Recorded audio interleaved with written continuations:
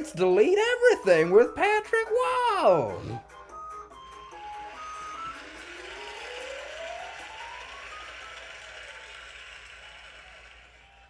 Hey guys, welcome to Delete Everything, your comedy variety hour. Hey Patrick, Hey. do you know how the Pilgrims brought their cows to America? I don't. Want to take a guess? On a ship. On the Mayflower. Oh, God. What kind of music did the Pilgrims like to listen to? Oh. Plymouth Rock.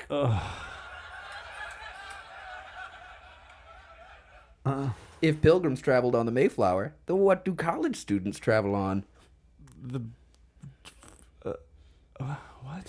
Scholarships. What came after the Mayflower? The June flower? Yes.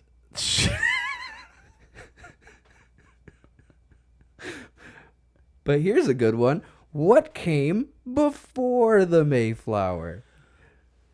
I don't know. A period of unprecedented turmoil and plague brought on by communicable European diseases in the years between 1610 and 1619, known as the Great Dying, that killed thousands of natives and decimated the number of the Wampanoag tribe, leaving the coastal area that would be known as New England a ravaged, desolate, and war-torn area sparsely populated and easy to conquer. This would be considered one of the great factors in the quick spread of Puritan colonialism throughout the East Coast. Spoilers. This is Delete Everything with Patrick Wall. Thanks. Yay. I don't know what the fuck that opening is. Just so you guys know, I never have any idea what Riley's going to do as an opening. It is that's why you could usually hear me like trying to stifle my laughter in the background, because I haven't. It's a surprise. It's as much of a surprise to me as it is to you, except I'm sitting next to him while he's doing it. What's fun is it's as much of a surprise to me as it is to anybody else. Because like literally the first thing when Patrick came into the studio, I was like, I have not fucking thought one time about what I was going to do for this intro. And then I thought of the joke, if April showers bring May flowers, what do May flowers bring? Oh, Pilgrims. Yeah. So when Riley said, I haven't even thought about my opening yet, my response was, the Mayflower? And that's it. And that's all I said. So, hey, welcome back to Delete Everything Podcast. I'm Patrick Wall, and crammed into the hold of this tiny ship next to me is my little firebrand Puritan preacher, Riley Bowen. Thanks for joining us on another episode. This week we are going to take a little break from our Westward Expansion series to talk about the Mayflower landing. Just in time for Thanksgiving is when this episode will come out a couple days before 3 days before Thanksgiving. So for our listeners in Russia, that's an American holiday, which you're about to find out about. So it's a little bit of a departure, but it's not actually a huge one, as it plays right into the prehistory of where we started the Westward series. So big thank you to anyone and everyone who took a second out of their day to give us 5 stars. That is huge for us, and it helps us grow, which helps us potentially make a few bucks back at some point in time. So it's honestly the only thing that we can monetize. Like I said last week, music artists get paid per stream, and sadly podcasters don't. We get paid by bullshit advertisers or whatever bonus content we can produce and put on Patreon. Shout out, by the way, to Etho Essence, who recently joined our Patreon. Thanks, man. Thanks, homie. So if you haven't done so already, please just take a second out of your day and tap those 3 dots on your phone on whatever platform you're listening to, and give us 3 stars. If you're on Apple Podcasts or Spotify, leave us a little review. Tell us the things about us that you find the least repulsive. That's what you can put in your review. We're really just looking out for the 5 stars. We're just like that's literally just what anyone who's ever dated us has ever done. Like that's like, well, this is all gross, but I like this about you. You've got great shoulders. If you shaved them.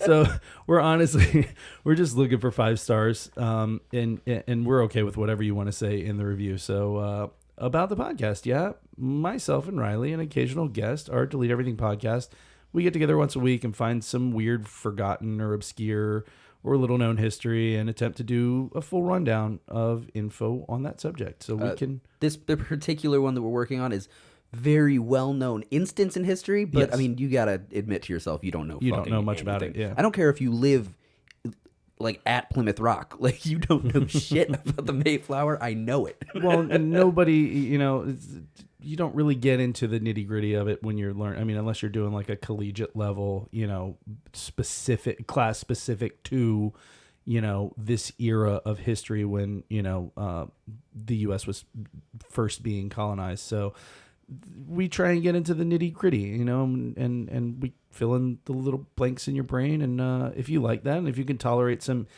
infantile, inappropriate jokes mixed in with your obscure history, then I think you're gonna like us. Dicks, butts, boobs. Yeah, exactly that.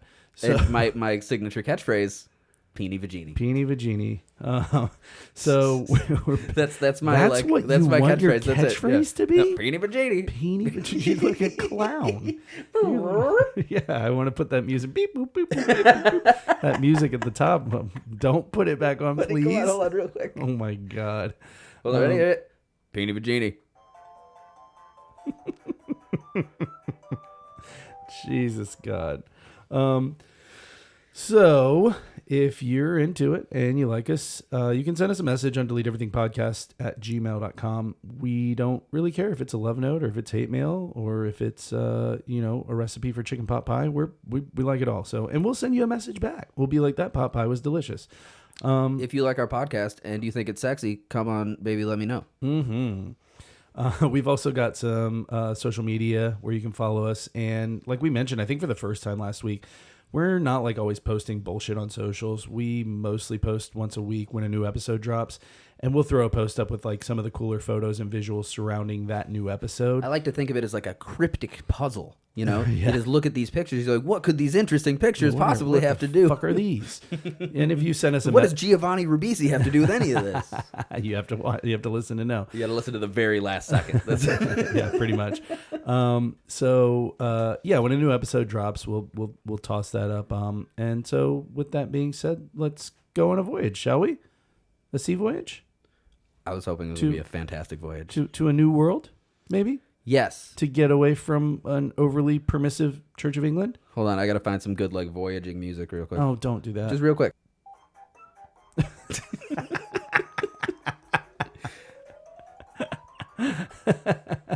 Yeah, so we're gonna take a sea voyage to get away from an overly permissive Church of England, because those 17th century Brits are way too wild and sinful. It's all just Benny Hill. Like fucking everybody's whoa.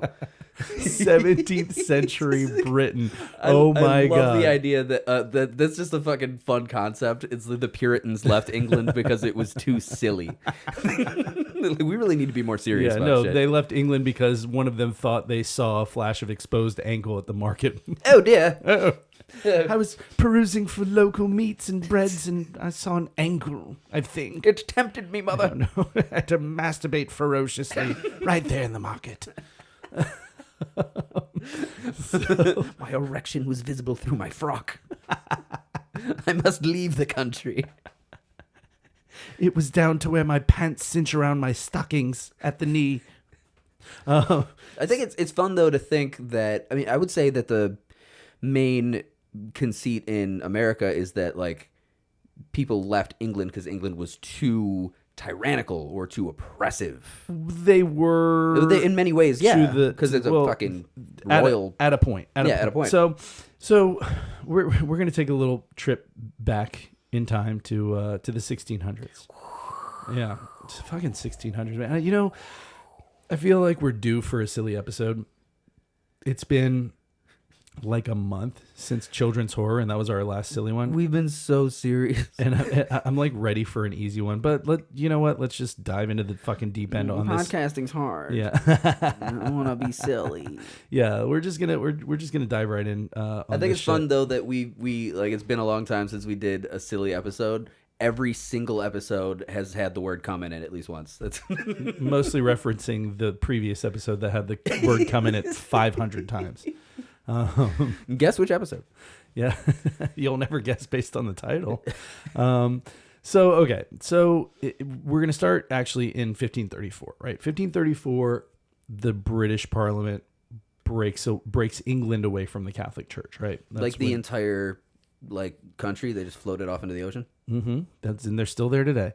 So they break away from the Catholic Church, right? And they establish the Church of England as the religious authority in the land. For those of you, probably most people know, Henry VIII wanted to get his marriage annulled so he could marry somebody else, and the Pope at the time said, "Nah, dog." And so that caused this schism where the Church of England already existed at this point, but the Anglican Church became sort of the religious authority with Henry VIII, the king, as the leader of the church instead of the Pope. Yeah, I think that that period of time is often very strongly misconstrued as like he just wanted divorces, so he just fucking left the Catholic. It wasn't about that. It was that he wanted to do whatever the fuck he wanted to do, and the Pope said, "You don't get to. I tell you what to do." Yeah. And he's like, "I'm the fucking king." Yeah, You but I can mean, the suck Roman my Catholic dick." Church was embedded in every monarchy, everywhere. So that whole schism was just, it was a power play. Right, It was a 100%. whole power 100%. play. And the Roman Catholic Church, I mean, we're talking like peak corruption at this point. So, so essentially, that's just at this point of time, right? I want to say this before I make my next point. This is just a snapshot in history, right? The Anglican Church, that's to say the Church of England, and the Roman Catholic Church are essentially the same at this point, right? Then, not now. Don't at me, please, with like the way they're different today, because I don't think there's a single thing on earth that I care less about. Us. There's no God. Yeah. Yeah. Also, don't at me with like 5 minor differences between them 500 years ago, because I just figured out a thing that I care less about than the previous thing, and it's that. I was raised Roman Catholic, and the Same. coolest thing about Roman Catholicism is how fucking dark and gothy it is, and like how much blood and just like skinned people is in the imagery, and a lot of cum too. A lot of cum all over the place with the cum. So this isn't the beginning of Protestantism, by the way. That's been around for a while, but the English monarchy rejecting the Catholic papacy and becoming Protestant is a big deal. So especially in a country where at times being Protestant was a crime, in times past. See Mary the First, Yep. Mary quite contrary, Bloody Mary. So goddamn contrary. Yeah, she tortured and executed hundreds of Protestants in her 5-year reign. Very contrary. Like literally Quite burned them at the stake, beheaded them, genitally mutilated them. I mean, she was a fucking all in the name of Catholicism, by the way. You get a lot of that for some reason. I don't know why Catholicism specifically was like, we're gonna mutilate genitals, but they really got into that. There's a whole you like thing. that dick and you're not Catholic? Hope you weren't too attached to it, because it's not attached to you anymore. Do you ever, since we're talking about England before we get into the Mayflower thing, do you ever watch the Monty Python movies? You ever watch The Meaning of Life? Yep. The whole every sperm is sacred bit at the beginning is an all-time favorite, but my favorite part of that whole segment is at the end, where they have a very proper like English, like Graham Chapman is just like, no, I am a Protestant, which means I get to wear a condom. Yeah.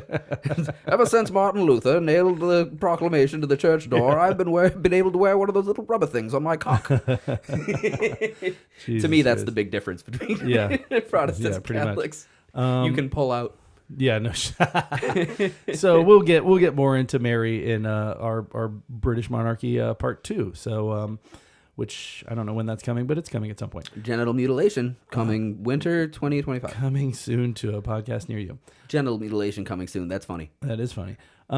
So anyway, the Anglican Church is in charge in England starting in 1534, and there are a lot of branches of Protestantism on top of that, right? You've got Lutherans already, you've got Puritans, and a lot of people think that the Mayflower Pilgrims were Puritans, but that's not entirely correct. There is a slight difference between the Puritans and the Separatists, which is what we know them as now, which is what the Pilgrims were, right? They weren't referred to as Pilgrims until like 1800. You know what they had in common, though? Funny hats and buckle shoes. Buckles, lots of buckles. I don't know what the buckle on the hat thing was, but cool. Yeah, you got to cinch your hat down, man. The wind's steady today. Gusts, Guy gusts Fawkes are coming through. Shit, that was cool. But the biggest difference was... Is that how you think they're tightening their hat with that buckle? No, I don't think there was like a sash around it. I think it was just a fashion statement. The buckle on the hat? I don't you think? know. I don't think the Puritans were very fashionable. It's kind of fucking blowing my mind that I think that because you said that, yeah, they were tightening their hats with it. I don't know. The shoes, you assume they're tightening their shoes. Yeah, right? that's how they don't have laces. Yeah. That's how they. Which is pretty fucking fashion forward. We should bring the buckle back. So the biggest difference was, well, they were simultaneously like Reformation groups in England, and they were both critical of the Church of England. The Puritans mostly wanted to reform the church from within, though, and they thought it was too much like Catholicism, and they had a lot of gripes about Catholicism, but they were like, we can reform this church from within, right? The Separatists just wanted to be severed from the church entirely. They wanted to practice their religion their way without having to worry about following these big rules, right?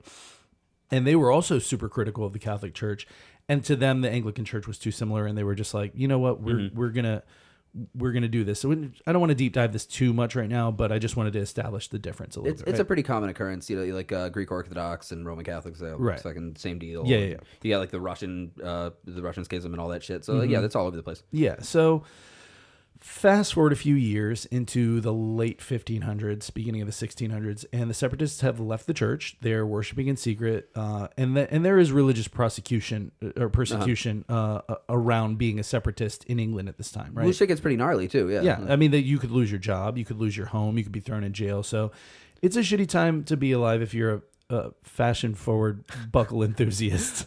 You're not even a separatist. You're just like, these buckles are good, and I'm putting them on everything. I would like one of the people listening in England, if you could like reach out to me, because I've watched quite a few documentaries for some reason. I don't know, maybe I'm like history, but I've watched quite a few documentaries where like there'll be like country manor in England, and I guess, and the separatists would hide in this like secret room, you know, and somebody will kick something and open a door, and it's like a really cool furnished like room that they would live in that was like a secret. Yeah. And like, is England just like that? Like, if you build out like a fucking bunker to go hide from, You got secret compartments and hidden rooms, get like fucking armchairs and shit in there. Yeah.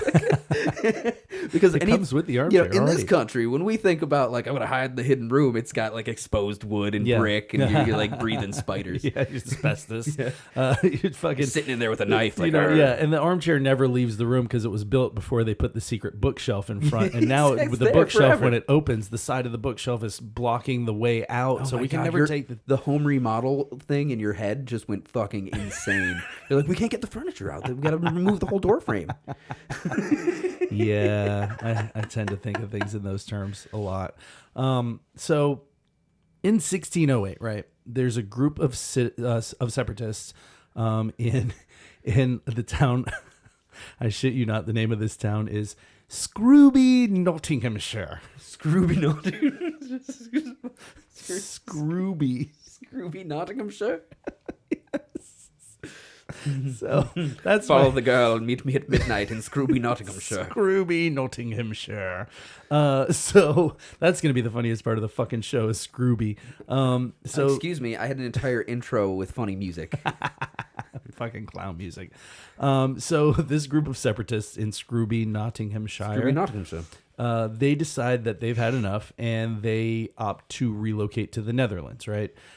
Kind of. Actually, their congregation was outed, and a lot of them fled like before the authorities could catch them. So like a lot of people were just gathering their shit at night and like, let's get the fuck out of here. We've been outed. They're gonna like, you know, fucking toss us in jail, take our houses. Cheese it. It's the fuzz. Yeah, right. Exactly. So they sail to Leiden, Holland.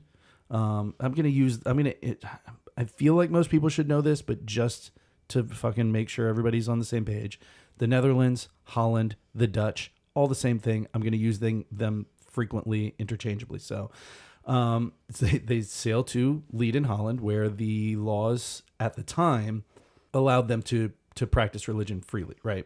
The Netherlands were a lot more sort of laissez-faire about, you know, whatever. And as a matter of fact, the Dutch government at the time was offering aid to reformed churches from other nations, right? So it very quickly became like a little bit of a hub for Protestant reformists to move to this area of Holland. So our little band is about 400 separatists, right? They called themselves saints.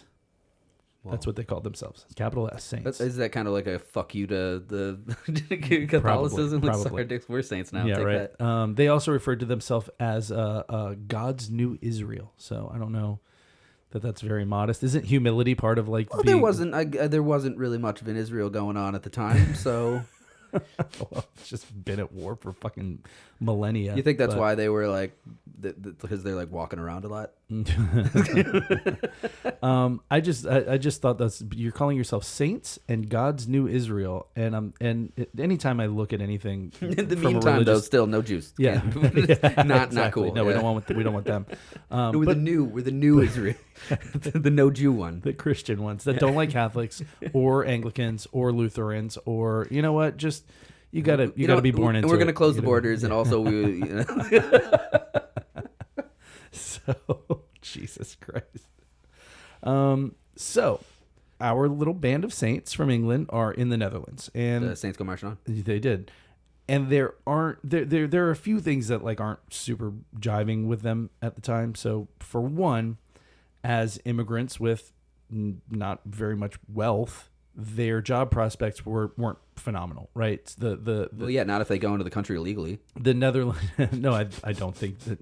Jesus Christ, let's not turn this into a modern rant about. I wasn't. Yeah, right. No, I'm just saying if they wait the I could 2-year see period. your tongue was about to poke a hole through your cheek. That's how tongue in cheek that was. Dude, the fucking America hasn't even been discovered. How could this be topical? Sure. So I mean, it'd been discovered. Don't get me wrong. At the time, the Netherlands were huge for shipping. They were building huge fleets, for other countries, right? But the way that the shipping guilds worked was that they didn't allow foreigners to join those, right? So they couldn't make boats or anything like that. So they were pretty much relegated to like menial labor and hard labor shit that nobody else wanted to do, right? Washing dishes, picking fruit. Cleaning wool, which was apparently like really bad for you health wise, like inhaling that shit. Huh. That was a big one. Yeah. So that's interesting. Oh, that makes a lot of sense though, actually, because all like skin fiber and fucking shit like that. Yeah. So that's mites, lots of mites, probably. Probably gross. So that's one. All right. For two, as the years pass, they start seeing their children growing up and adopting a more liberal cosmopolitan nature that Holland has, right? And I get it if you're a teenage kid, and you're living in Holland with devout, strict, puritanical parents. I can understand the allure. Oh my God! Are you telling me that hardworking immigrants that were relegated to menial labor moved to an area where there's more of a metropolitan sort of like laissez-faire attitude, and then their kids grow up and they don't know the meaning of hard work? Yeah, this still isn't topical, right? No. Still not at all. Right, got it. Okay. Because kids those days, Yeah. with their fucking buckle-ass shoes, shoes they're using silver buckles. Yeah, no, they've got laces. Ugh. They adopted laces. They What came up. They put pleats on their Little capes? William comes home with laces on his shoes one day, and Dad's like, "What is that, Mother? We must leave Holland now." All the other children are wearing burgundy breeches. So that's number two, right? And lastly, there was some tension at this time between Spain and Holland, right? And in 1585, Spain had consolidated control of most of the south of the Netherlands, and they had laid siege to Antwerp, which is now in Belgium, but was part of the Netherlands at the time. And Antwerp was like the huge cultural, financial, economic center for the Netherlands, right? Oh, I thought that was South Africa. Wasn't that a rap group from South Africa? Shut up. D Antwerp. Stupid. So this was an ongoing thing between Spain and the Netherlands, which started in 1581. Good year. The Netherlands seceded from Spain. Spain had through monarchy shit and marriages and all this shit. Spain had basically consolidated control of all of the Netherlands, and then in 1581 the Netherlands seceded and said no more, and then there was Whoa, differences. Yeah, and then it went on for 80 years. Incidentally, it's called the 80 Years' War if you want to look into it. The Great Chocolate Conflagration. Right. So this literally we're in 1608, 09, 08, and this siege on Antwerp had just happened like 24 years ago. So the Dutch are kind of constant, and this 80 Years' War goes on into the mid 1600s. So. Yeah, everybody has to, when you're thinking about time periods like this, like it's a huge war torn time. Like essentially every major city that existed on the planet fucking Earth had within the past 20 years been attacked, burned, invaded. The 80 Years' War wasn't a battle heavy war. It was a lot of political maneuvering and stuff. Yeah, but you figure not so battle heavy. You still probably knew some people that got killed with swords. 100%. 100%. So imagine guys, that you've got 4 people you can name off the top of your head that were killed with swords last week. Like, that's fucking crazy. So fucking Smith was just walking back from the market, and they just stabbed him with sharp metal pits until he fucking died. Spanish guy came out of nowhere. They just fucking spilled his guts in the street. It was crazy. He was so suave and swarthy. He had a long, skinny sword with lots of swoops around the grip. It was crazy. So they're in the Netherlands in the middle of this 80-year conflict, 80-year war with Spain. So the Dutch are kind of constantly worried that Spain is going to come back with that bullshit again. Kill them with swords. Or lay siege to a large city that and hold the citizens sort of hostage there. No. And fuck with their shit, right? So is Antwerp a walled city? Was that that was like a city state thing going on? I don't believe so. No? I don't believe so. Boy, you really had to have the walls those days. Yeah. It's like Vienna. Vienna's got a real good wall situation going on. Well, at least around your keep, you got to keep the important people safe. Who cares about the peasants? Those the city-states, Constantinople and shit, that had the big city walls. Yeah. Those motherfuckers knew what they were doing. Mm-hmm. Well, think about where Constantinople is located. It's Istanbul now. It is. Thank you. Still there. They might be giants. Yeah. It is, but think about where it's located. Might they? Yeah, everyone in Constantinople. If you got a date in Constantinople, now that it's Istanbul, they're all normal size. Yeah. So hey, even old New York was once New Amsterdam. Mm-hmm. It's true. You're supposed to ask me why they changed it. Don't. Just keep going. Just go ahead. I don't know. Who should I ask? Nobody. Don't even ask. So the Dutch are sort of constantly paranoid that the Spanish are going to come back, and justifiably so, because they do. They do come back with that bullshit. So they form an alliance with England, right? Mm-hmm. There's a caveat.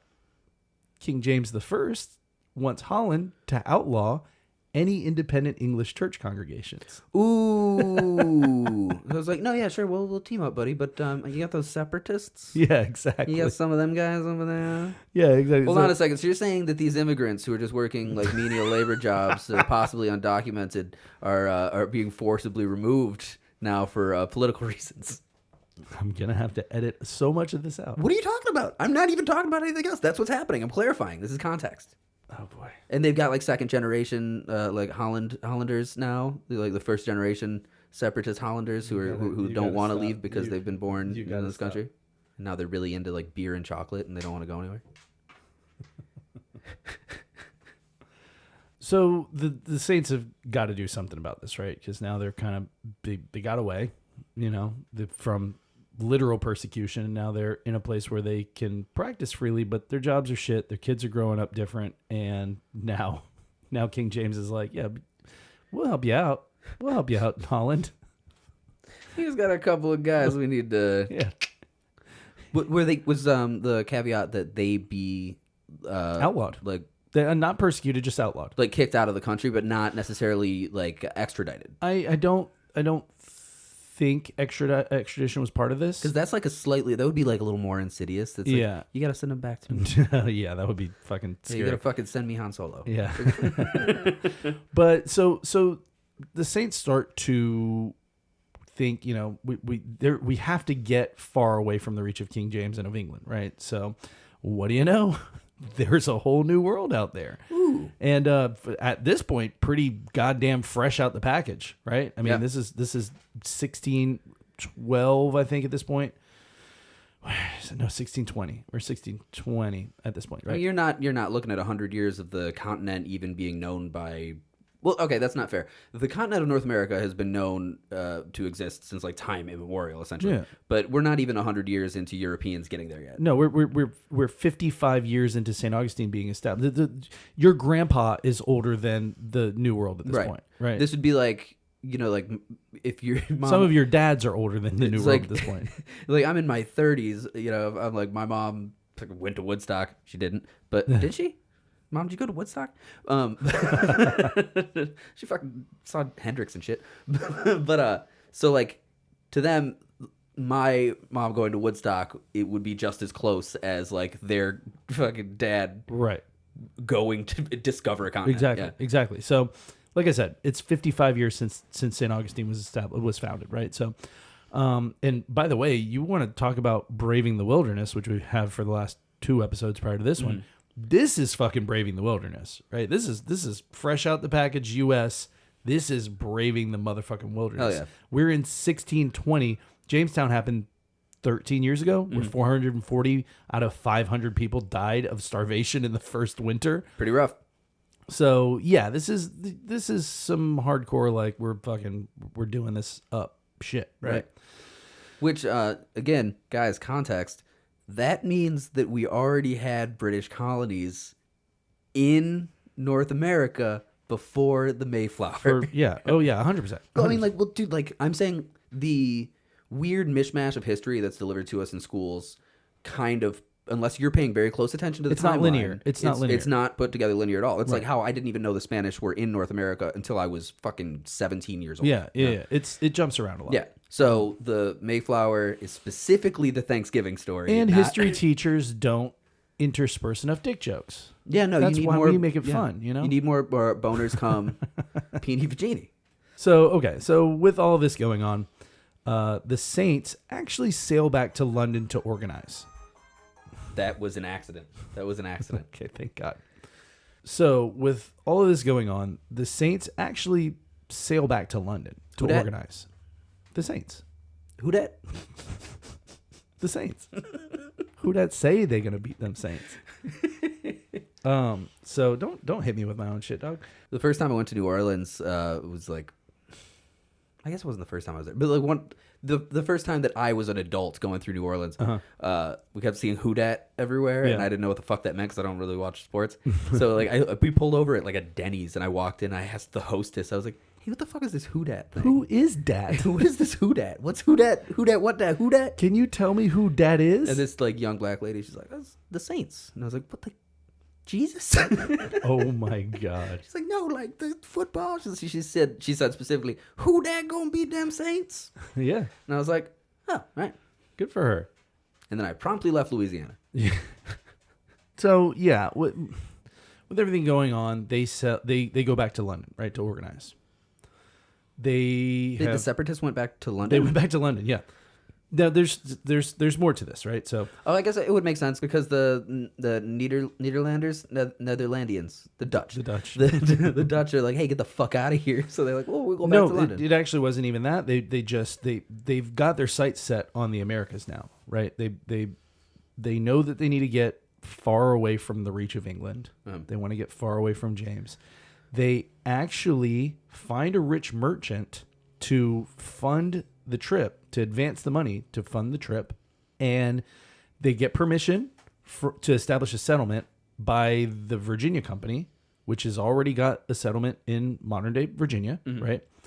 The Virginia Company was actually chartered by King James to basically colonize the whole East Coast. So was King James like in on this? He's like, "Yeah, go ahead, fuck off." They even got the king's blessing to leave and establish a colony in the U.S., quote unquote, provided they carried themselves peaceably.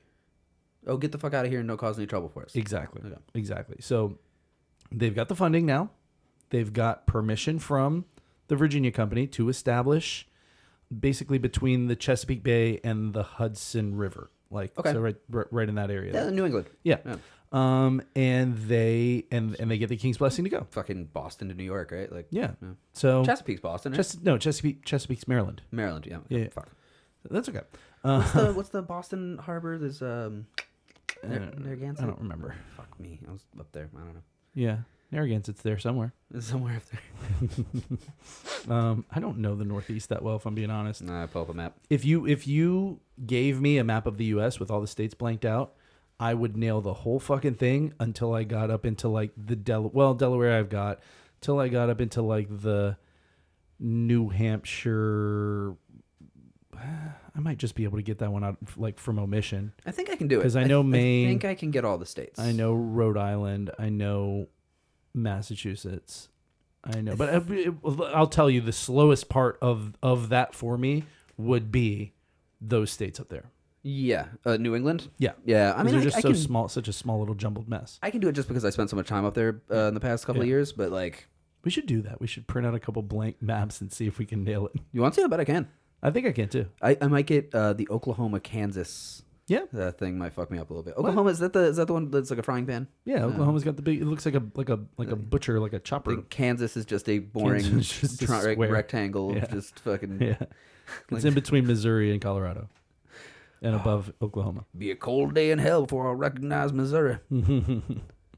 So, for various reasons, all 400 saints are not going to relocate to the New World, right? One, the advanced money on this trip is not enough to cover everybody. And by the way, everybody's got to be able to buy all the necessities for the voyage. So, for one, a lot of these saints don't have the money to even buy all the necessities to make the voyage. That is an interesting point, though. What, for what worth, what value? Cui bono? Who benefits if you have money? If you're going to live like rugged, separate, like were they planning on trading? You have to have enough money to buy the food for the crossing. You have to have enough money to buy tools to build a house. But wasn't the plan originally to be self-sufficient out there by themselves without having to trade with the rest of them? Wouldn't that be the puritanical ideal? That goes out the window real quick.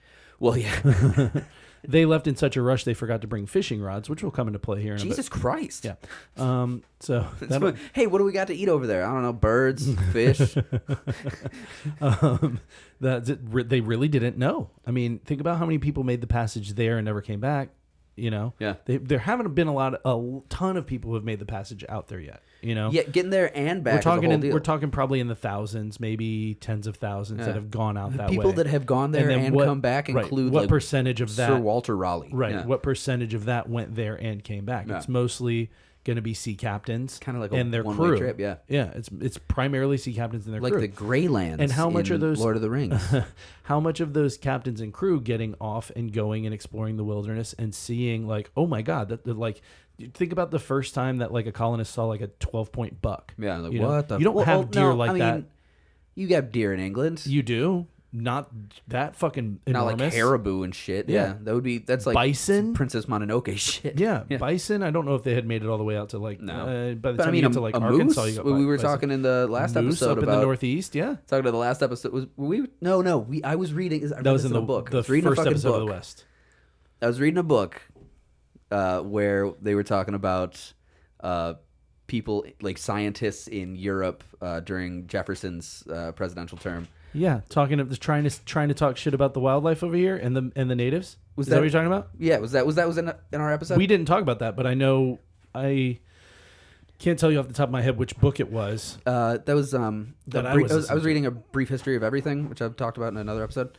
But yeah, some like British naturalists or European naturalists were like, all the nature in North America is stunted and fucking dumb. I was the book that I read that talked about that was Lions of the West by Robert Morgan, which was one of the books that I don't think I credited in part one of the West, but it was something that I listened to.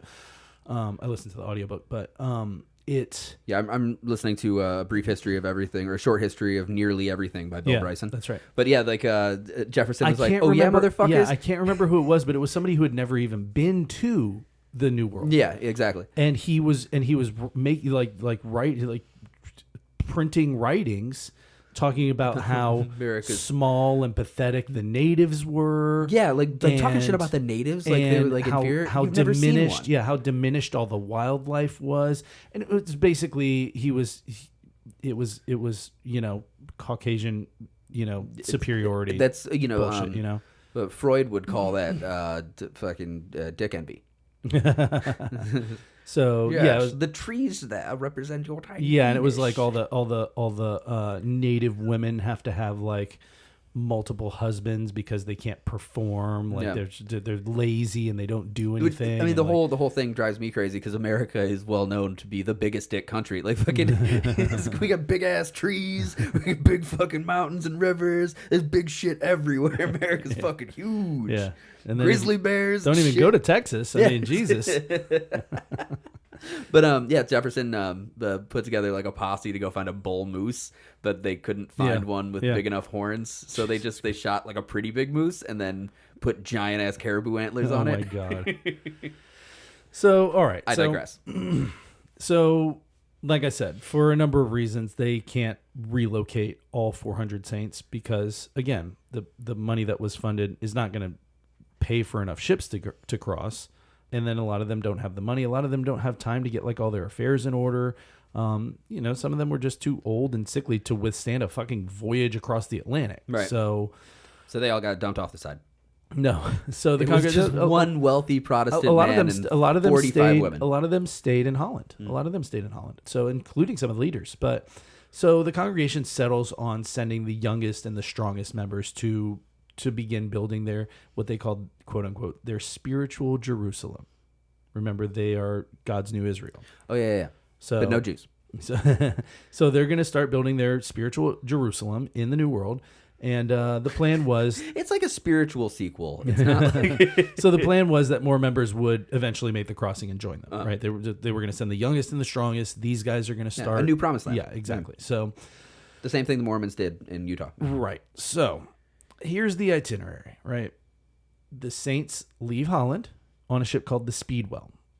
It's a 3-day journey that they're going to sail the 3-day journey to Southampton, England. So if you're looking at England, it's along the bottom, right? But almost in the center of the bottom of England, right? And that's where they're going to rendezvous with the Mayflower. The Mayflower has left London.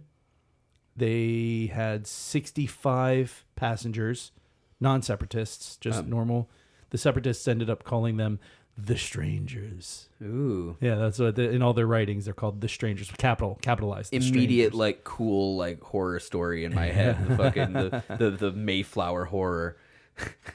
So there's 65 passengers. They've loaded up all the cargo and everything on the Mayflower in London, sailed down the Thames, come down to the bottom of England. They're going to rendezvous with the Speedwell in You mean the Thames the River? Thames River. They're going to rendezvous with the Speedwell in Southampton, England, right? Like I said, pretty close to the center on the bottom coast of England.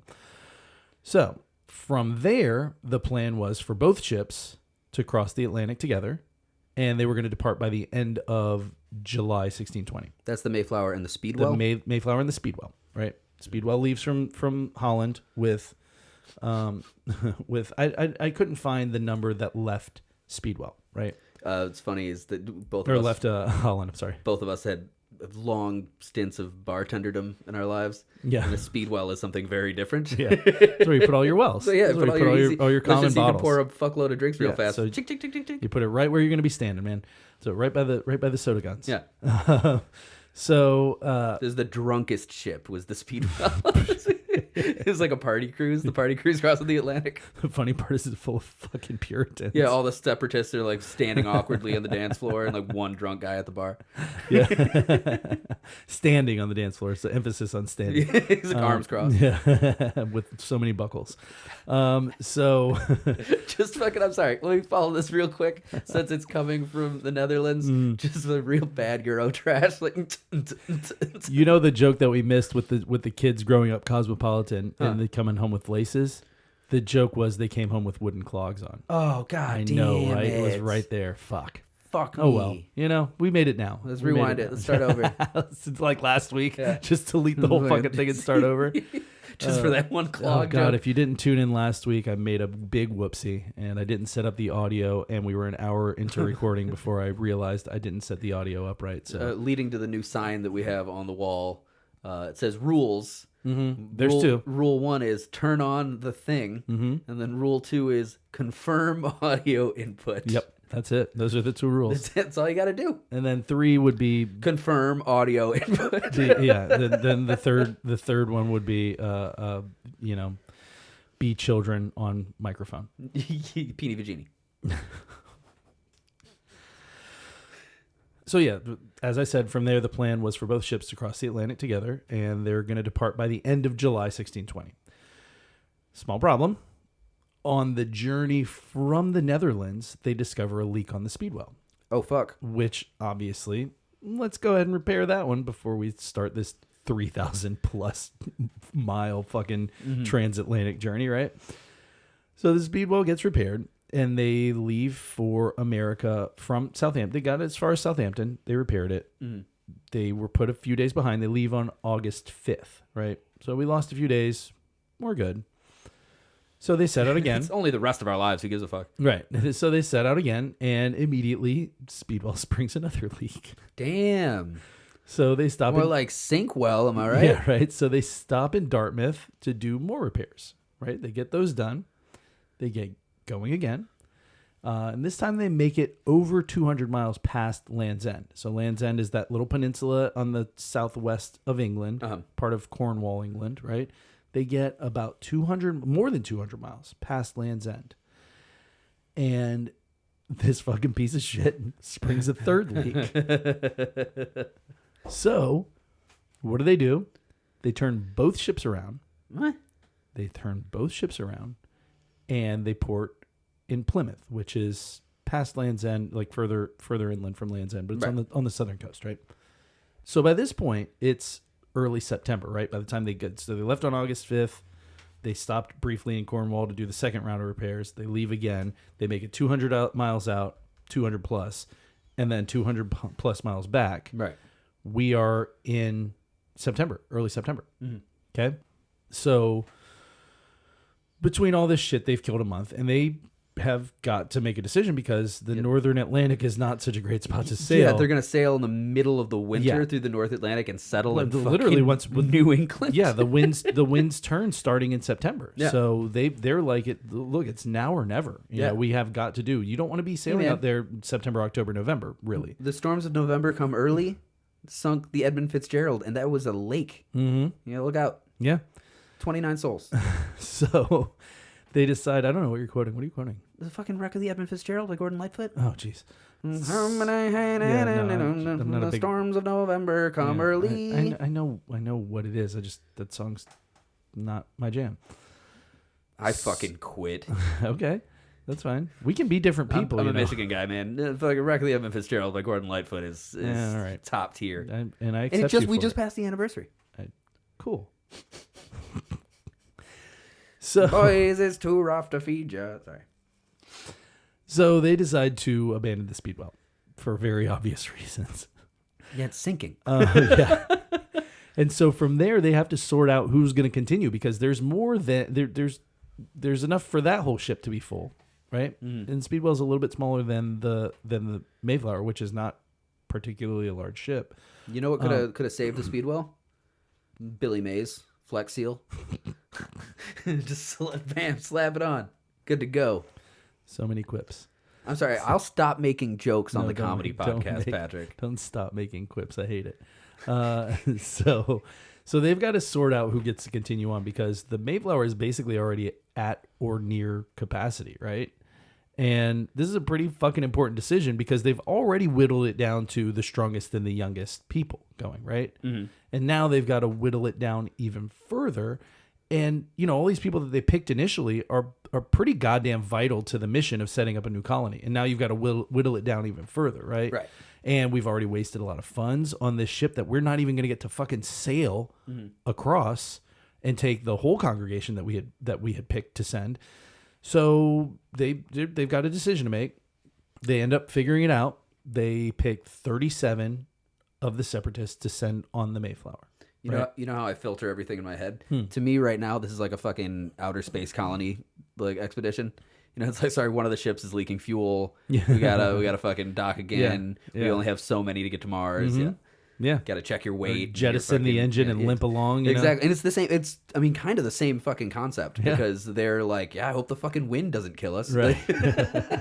Solar winds. Yeah. Just like, all right, and then we get there. I didn't mean to make that sound like George Takei, but I think I accidentally. Solar winds. It's like, yeah, when we get there, I hope that fucking giant monsters don't eat us. Oh my. So by the way, they picked 37 to put on the Mayflower, which is already pretty full. Just the youngest and strongest? But it was already, the Speedwell was already the youngest and strongest. The youngester and strongester, I guess. Just the ones that they're putting on the Mayflower? Right. Yeah. I don't know how they picked those 37, but they picked 37 out of the crowd, right? So that, with the 65 passengers already on board, brings the grand total to 102 passengers, and that doesn't even include the crew. The crew was like 25 to 30 people. The sailors. There's a bunch of motherfuckers. Sailors, right? So yeah, you've got fucking 130 people on a ship, and okay, it's a lot of people because like it's a big ship, but it's not that big a ship. we're gonna go into dimensions real soon. So with all that being done, our intrepid group of explorers finally set sail again on September 16th in just the one cramped ship. Right, it's like a month journey. This journey was 66 days. Jesus. Yeah. They got, how fast they got back? They left on April 15th. They got back on like May 3rd. It's less than half the time. A little slower with May 8th or something like that. Well, they also had the winds at their back on the way back. Right, they were sailing into the winds on the way there. Yeah, you think 66 days? That's 66 days without seeing land. Like fucking it's just and we're going to cover that soon here too. So FYI, things are not fucking fun on this trip. And I don't want to spend a ton of time on this, but they're crossing the Atlantic during storm season. They've already cut into a decent amount of their provisions in the during that like month plus delay. Every time they stopped, right? Starting in Southampton, stopping in Dartmouth, sailing on, coming back to Plymouth. This month plus that they've been delayed, they're still on the ship the whole time. Like you don't stop and you don't get a hotel room. You're fucking broke. You spend all your money on provisions to cross. Yeah, and what do you got going on? You've got your Bible, maybe? Yeah, exactly. You're like, so reading by candlelight. Yeah. Not reading by candlelight because you can't bring that many fucking candles on a ship. Yeah, no shit, right? Lanterns, I guess. They probably had a couple. Wax is heavy as fuck. Yeah, I think they probably a couple lanterns. So, pretty much reading during the day and then sleeping at night. Right. So, so they've cut into the provisions because they've been on the ship this whole extra month. And the Mayflower is not, like I said before, a large cargo ship, even by 1620 standards. The Mayflower is actually considered a small cargo ship, and it's not really a ship made for ocean crossings. Most of what the Mayflower had done up until that point was she was just sailing between England and France, right? Well, that's not as hard. So slightly different. Not at all. 45-minute trip. Yeah, across the channel, back across the channel, back across the channel. So it's now currently making a 2-month ocean crossing, stuffed to the fucking gills with 130 people. Now, just for reference, the Mayflower is about 100 feet long. The widest point is 25 feet wide, and the living quarters are 80 by 20 feet with a ceiling of about 5 feet high. So small. So kind of short and thick and full of semen. That's a good interjection. So they sailed, like I said, for 66 days. They sailed into storms constantly. The first half of the trip was pretty easygoing. Second half was just brutal. Yeah, right? You're getting into winter. Fuck. There was one fatality, an indentured servant named William Button. He was the only fatality. There was a baby born on the ship named Oceanus Hopkins, which I wanted to be shitty about. I wanted to be like, so people started making up dumb names that early. Yeah, but it's kind of badass. But it's kind of like you were born on the Mayflower during a transatlantic fucking Oceanus Hopkins. Oceanus Hopkins is That's kind of a fucking badass rad. name. Do you have any documentation on that guy? Did he do anything? I should look him up. I'm gonna fucking look some shit. I hope he went on adventures. I know he sounds like he did. He sounds like he fucked everybody, natives, French women, you name it. Oceanus was fucking. Actually, I think since he was a Puritan, no. We don't know if he was Puritan or not. There were 65 non-Puritans. Was he one of? There were 65 non. Was he one of the non-separatists. strangers? You think He might have been one of the strangers. Oh, that'd be We've cool. got 37 separatists. We've got 65 strangers, and we've got Call him 25 to 30 Oceanus seamen. of the strangers. Yeah, Oceanus of the Strangers. Oceanus and the Strangers is a cool band name. Nerdy, but yeah, if I can it's super nerdy. put it on the list. That's That good. will. I It'll like go that. on the list. So What was the last one we had? I don't remember. We did a couple last week like that I haven't. ugly Molly or something, like fucking repugnant Betsy. Is it? So there was actually also a fella named John Howland who was swept off board during one of the storms. Dang. Swept off the side of the fucking ship. William Bradford at the time, who was one of the leaders of the separatists, right? He wrote, "It was just the hand of God upon him, for the young sailor had been a proud and very profane young man." Ooh. So he's just talking shit. He's like, fucking yeah, this peacocking just the God whole said, time. fuck off this shit, motherfucker. Was that the guy that died? That was the fatality? No, actually, they threw a rope out to him and were able to pull him back on board. Dang. Lucky boy. Yeah. You don't get that all the time. No. Yeah. Well, so for a lot of this, while they were stuck in storms, they'd have to furl the sails and just float endlessly with wherever the winds were taking them. Let it because go. Yeah. because otherwise you Reposition break the yourself mast after the storm. Yeah, you have winds coming at you at that speed and gusts at that speed. You have the sails down and you'll crack the mast, if not take the whole fucking thing off. Yeah, so we've got this one guy. 1620. We've got this one 1620. We've got the one indentured servant that died, the newborn baby, John Howland, who hopefully was less profane after his brush with death. What if he came out and he's just like, I'm the fucking man. Yeah, he might have been. God can't kill me. Multiple nor'easters, people huddled below deck in that 80 by 20 area. It's fucking constantly dark. Shitting and puking. It's oh my god, it's wet because all the ocean sloshing onto the deck goes right between the fucking, it goes right into the hold. So you're wet. You got and one dark. lantern. You're just kind of wet and cold and just rocking there with all these fucking nobodies. Yeah, it was fucking brutal. So You know, all you got is biscuits and hardtack and shit. Fucking teeth are falling out. Haven't eaten fruit in a month. that's actually that comes into play. Fucking no fiber in anything you're eating. It is just fucking just the gloopiest, poopiest shit you ever saw. Gloopiest, poopiest. So at one point here, the main beam on the ship cracks during a storm. The main beam, like the big flag. The main the beam is one of your. It's the main. So the main beam is one of the ribs that goes across. Oh yeah, you worked on boats. Yeah, that's one of your skill sets. Forgot about that. So the main beam comes across. It's one of your hidden stats. Yeah, and that's one of those things. Like if that cracks, you're disabled. You're done. That ship needs to limp somewhere, and probably is not repairable. Fun fact for our listeners, just a little insight into Patrick Wall. Oh, God. He used to work on a sailing ship, and he occasionally, he never talks about it, he never really brags about it or anything, but occasionally he'll pull out like a fucking weird ship thing. Like if you ever see him pick up like a spool of rope, instead of doing your standard overhand, he grips it with his pinky fingers and fucking like somebody on a ship would. It's fun. It's funny. It's actually from another random part of my life, firefighting. Yeah. So I know a lot of knots from that too. But paramedic too or some shit. EMT. Jesus Christ. What a fucking nerd. So yeah, right. So again, this main beam cracks during a storm and it almost disabled the ship. Fortunately, one of the guys had a. Well, I'm sorry to interject real quick. But I saw you do a hand gesture, and it didn't qualify to me that no one can see that because we're on the radio. It is the beam that is the bottom cusp of the ship. Goes from the stem to stern. At the no.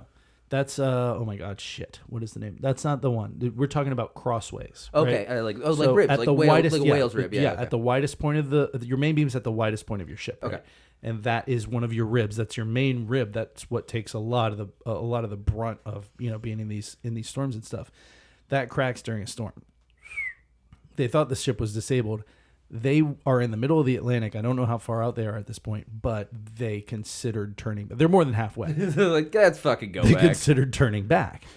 Luckily, one of the separatists had brought a jack screw. He brought a metal jack screw, which is like a jack post that you use like underneath houses that you can screw and it slowly goes up. Like a compression screw. Like Yeah. So somehow they figured out a way to jimmy this jack screw onto the main beam and band-aided it well enough to keep push going. it down. Yeah, so that would have been the end of the trip right there. So a lot of shit going wrong here. Not a fun time, I don't think, for anybody. So they keep going. They make it at some point. They catch first sight of land of the New World, and it's modern day Cape Cod. Okay. Pretty well north of the Virginia colony's territory, where they've gotten permission to establish a settlement. Okay. Right. Yep. So they get there. They get close to shore. All they see there is basically just an abandoned native village. Not really much else going on. Bunch of sweater wearing college bros with fucking in Cape Cod. Summer on the Cape, bro. Anchors on their polo shirts. I guess winter on the Cape. Yeah. So they spend several days trying to sail down the coast, like southward to Virginia, but they can't really make much headway because the seas are still fucking banana stormy, and so they just aren't really. The seas just aren't really allowing that to happen. So they hoof it back to Cape Cod. And they're acutely aware that they have no right or business or permission to be here, right? Mm-hmm. So before they drop anchor and head ashore, the Saints and some of the strangers, right, sign a document that they entitle the Mayflower Compact, which is what a lot of us learned about in school, right? And all the Mayflower Compact was basically it was a promise to establish a body politic, quote unquote, right? Mm. With elected members and enforceable laws and things of that nature. They were essentially saying, we're not at the place we planned, where these things are already established for us. Right. So we're just going to do our best to start from scratch here. Right. Okay. So with that signed, they decide to head ashore. It is November 21st. Right. Remember, they first got on this ship at the end of July. And beginning of August is when they started sailing. And even though, like I said earlier, I'm assuming they'd be on and off the boats during the whole Speedwell debacle and all the stops and stuff. They've been on the ship. They've been sleeping on the ship. They've been on the ship it's like stuck on the ship in earnest since September 16th. So 7 weeks on this little ass boat, 130 people, cargo, goats, sheep, chickens, dude, not just one. There were multiple chickens, dogs. The weight you must lose, the fucking the muscle density and shit that you'd lose. Like, you're supposed to show up in this new world fit as a fiddle and fucking start working hard right now, and you have been essentially laying down in the dark for fucking 4 months. It's a lot. So I did some quick little math here, right? So this is 1,600 square feet of living area. Right, that's the under the deck, right? It's barely bigger than my house. On the deck, it's somewhere between 2,000 and 2,500 square feet, right? Because it's it's obviously it's wider in the middle and narrower on the stern and full of semen. And it's full of semen. So. Short, fish bellied, and and this is all being shared by people and animals and cargo. If that space was empty and it was only the 130 people, each person would get a 5x6 space to themselves. That's using the entire boat, right? Not just the living area. It's because you can't sleep, or most people aren't going to sleep on the deck of the ship overnight, right? So if you're just occasionally, wrong time of year for it though. Right, exactly. So if you're just in the living area, each person gets a 3x4 space. Fuck that noise. That's not including, that's just people. Add the cargo and the sheep and the goats and the chickens and the dogs and the everything that they've got on that ship. That gotta just be fucking miserable for 7 weeks. That's like one step up from a slave ship. 2 months, 2 months plus. That's so fucking bad. So it's not crazy that, you know, when they reach the shore after they sign this Mayflower, they head back to the Cape, they sign the Mayflower Compact, they drop anchor, and they had 2 little, rowboats. They take the rowboats to shore. William Bradford, who I mentioned before, that talked about the fellow that went off the side of the ship. Every time you mention him, I think in my head, Bradley Whitford. So William Bradford was, and I don't know who Bradley Whitford is. I was going to say, like, 2 people are going to think that's funny, but it is funny. Oh, okay. He was on the West Wing. Oh, God. So William Bradford was, like I said, one of the leaders of the Separatists, and he sort of documented a lot of stuff. So a lot of the journal entries that we have from the Separatist perspective are from William Bradford. So he wrote. Bradley Whitford was the bad guy in Billy Madison. I know. Let me talk Patrick real quick. Yeah, I got you. You fucking goon. So William Bradford wrote upon landfall, being thus arrived in a good harbor and brought safe to land, they fell upon their knees and blessed the God of heaven, who had brought them over the vast and furious ocean and delivered them from all perils and miseries thereof, again to set their feet on the firm and stable earth, their proper element. That's fucking elegant. I like that. I don't doubt. I feel like I'm not even a religious man, and I'd be like, oh my God, thank you. I feel like I would walk directly into the forest and start eating leaves off the trees. Fresh greens. Just, oh my God, fiber. Everybody's looking at what they're leafy and they're green. I need it. just vitamin A. Just you fall on this shore and just start taking your clothes off and just rubbing dirt. Yeah. I wouldn't be surprised, honestly. Well, they're Puritans, so no clothes came off. But they put clothes on. Just slip the wiener out real quick. Just, nobody look at me. Fuck the sand. So it is at this point late November, right? November 21st is when they get back to the Cape and make their way on shore. It's late November in Seaside, Massachusetts. Yeah, that's rough. And they're kind of boned because they haven't found a suitable location for a settlement. That was the idea, was to get there a month earlier and have time to scout and find a place to go. Okay, this is where we'll build. Matter of fact, they tried to take a group to go survey for a location. That group ended up having to spend the night on shore because they ran into bad weather. And by the way, they're not outfitted for this kind of winter. This is a harsher winter than what they experienced in England. Ooh, so it is. Yeah, they're not outfitted for this. So it's not even winter yet. It's November still. It's the very, very beginning. Yeah. It's gonna be a long December. Yeah, so no shit, right?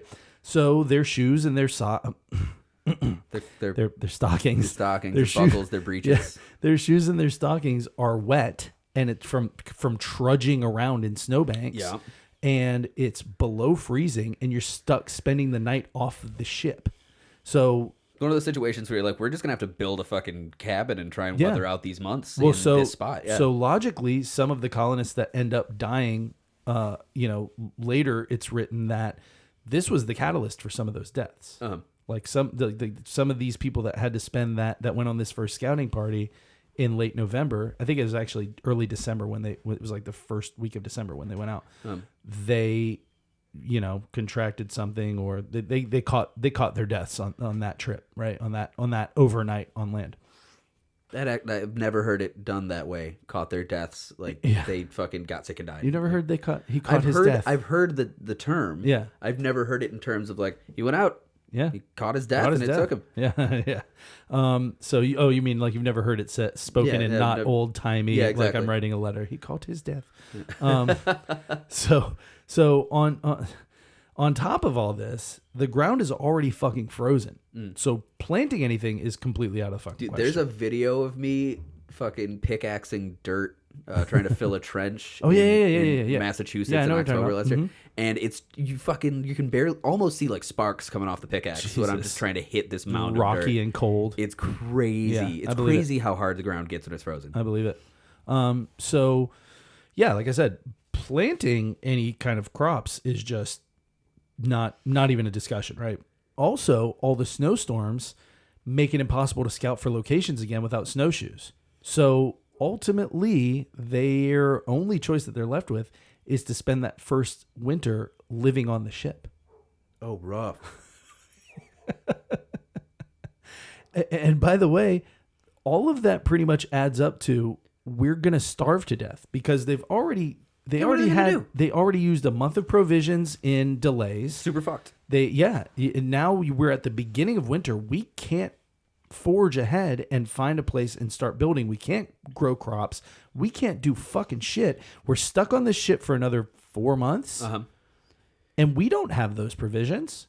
So fortunately for them, they are almost immediately found and 100% saved by the Wampanoag. Okay, so I really wanted to pronounce this correctly. And the problem is that when I went online to look at pronunciations, there were two different ones. So one was Wampanoag and one was Wampanoag.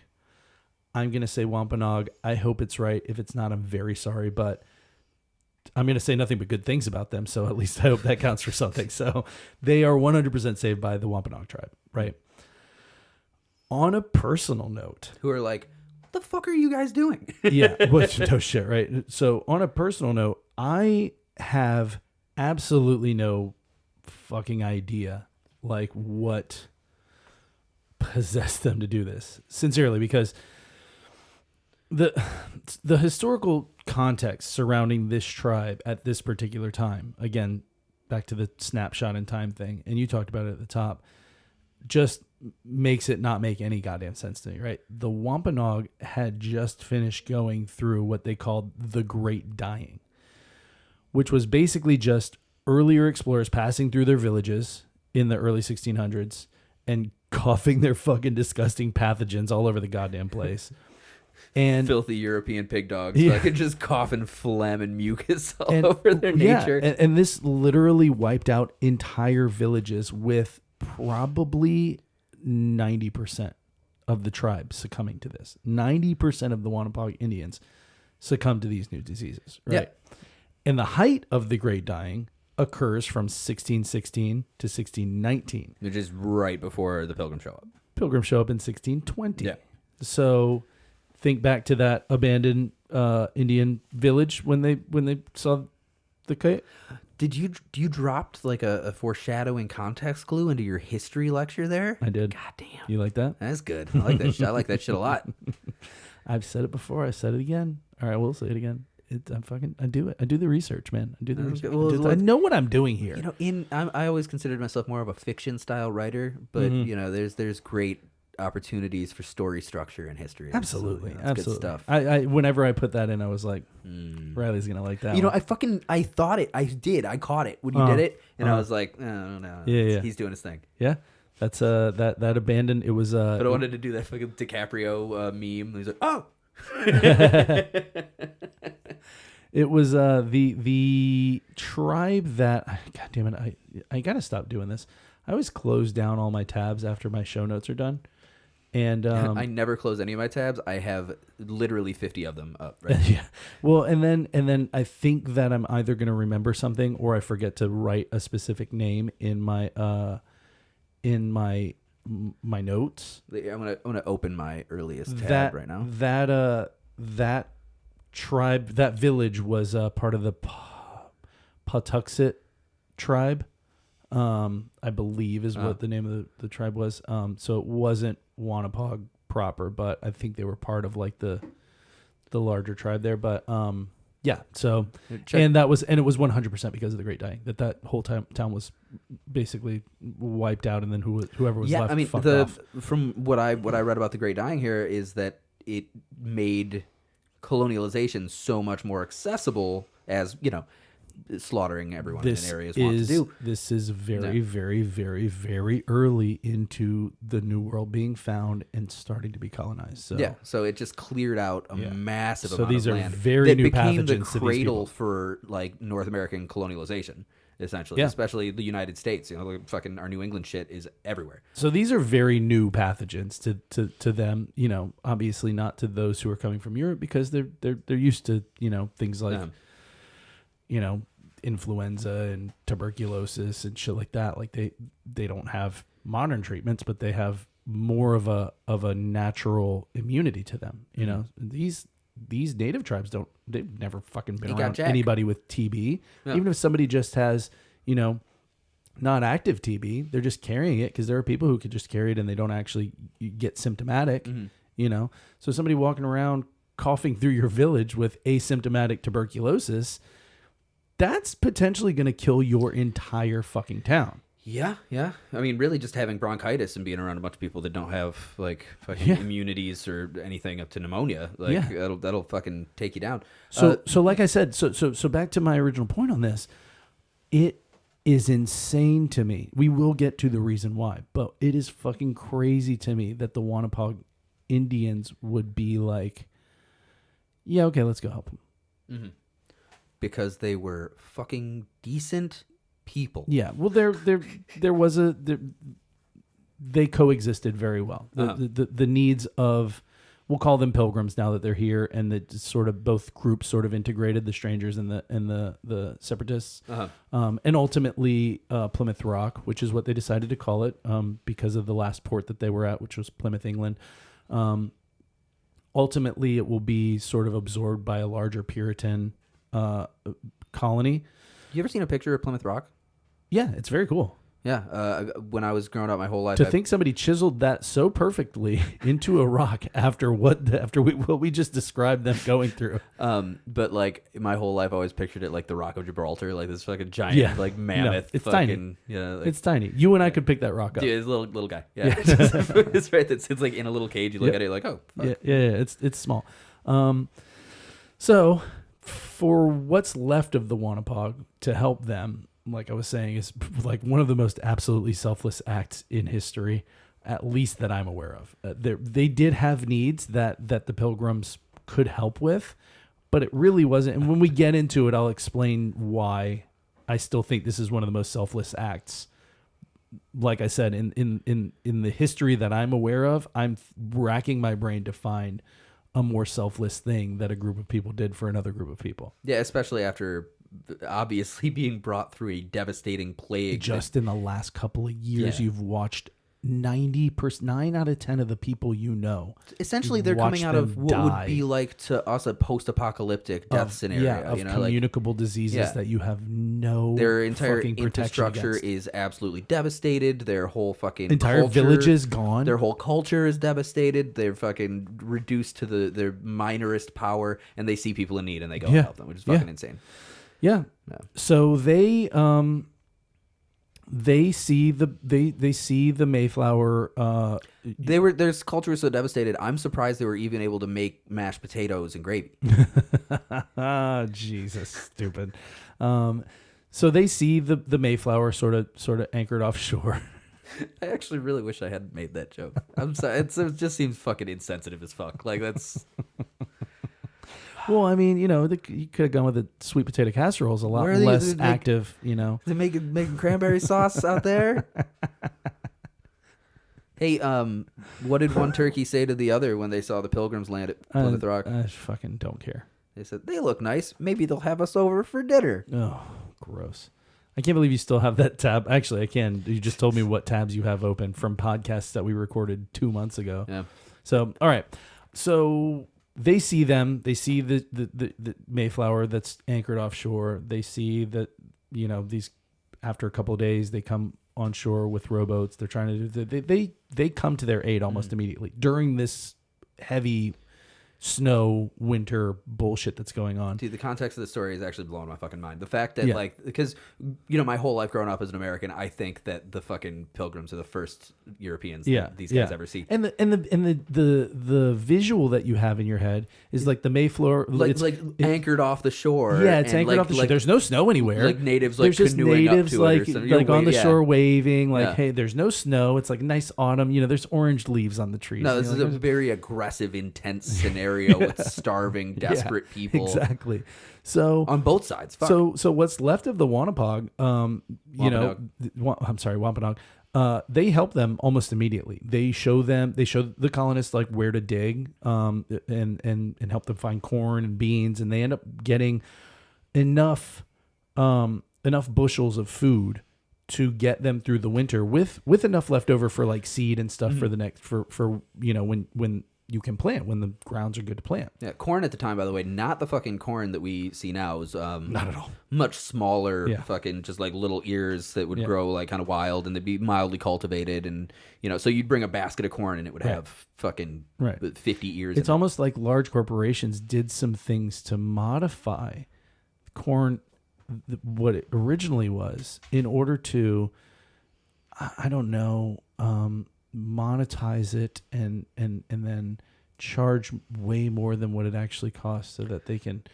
turn billions of dollars of profits. Patrick, are you suggesting that some avarice-ridden rich fuck tampered with the very principles of nature in order to turn a profit? I mean, that would be terrible. Where would you even go after that? Would you like maybe patent genetically modified strands of corn and then go after smaller farms if you found out that your patented product was somehow growing on their farms through a process that naturally occurs as a result of like birds and bees and stuff going from one plant to another? Patrick, that is a bunch of commie hippie bullshit. It's What's a next? crazy conspiracy theory. What's next? Bananas?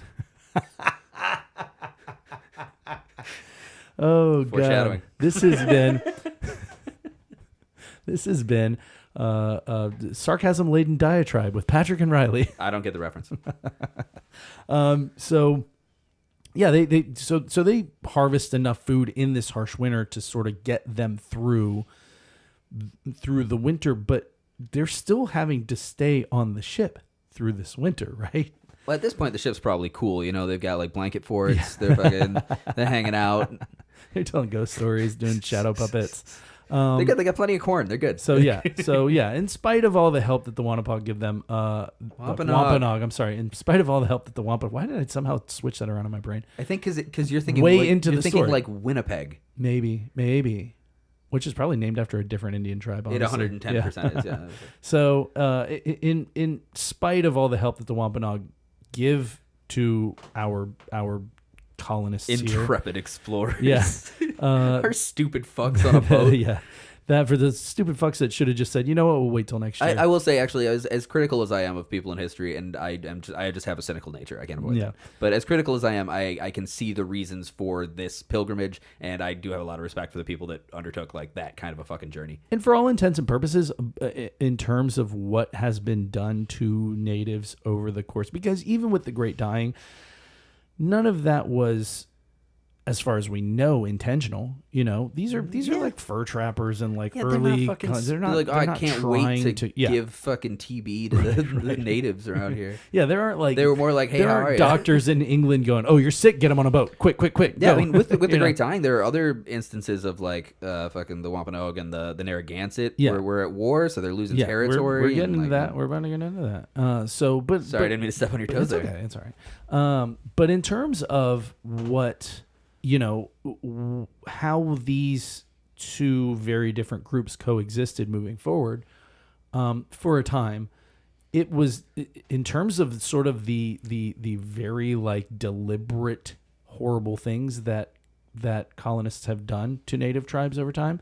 The Pilgrims weren't assholes. I mean, They're just trying to fucking make it out there. They man. were pretty straight up, like, and we'll get into that once we get into the treaties and stuff. But I mean, the way that I look at the world, I would do the same shit. Be like, oh, this fucking nature. There's plenty of room for me, at least. Like, I'm not trying to bring an entire culture of people here. Although I guess the fucking pilgrims were. Like, I'm not trying to like. Well, I mean, yeah. I just want to go into these woods and live there if that's cool. Right. You Yeah. know?